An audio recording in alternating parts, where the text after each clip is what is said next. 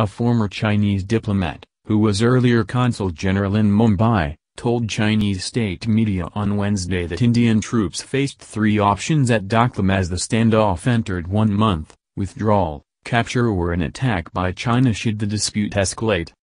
His comments underlined the sharpening rhetoric from Beijing, and the threat of use of force, over the standoff, with the Chinese government still insisting that there was no room for diplomatic solutions until India fulfilled a precondition of withdrawing unilaterally.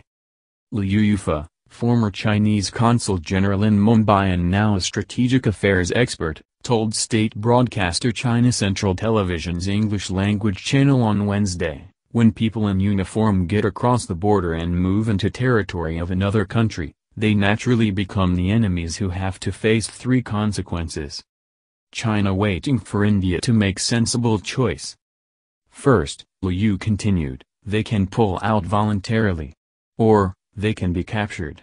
And should the border dispute escalate, they may be killed. These are the three possibilities."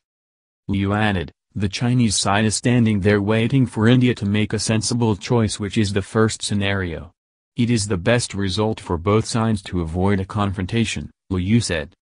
His comments reflect the hardline approach to the standoff that China has assumed, in what some experts have seen as muscle flexing and posturing aimed at getting India to withdraw. Military equipment in Tibet.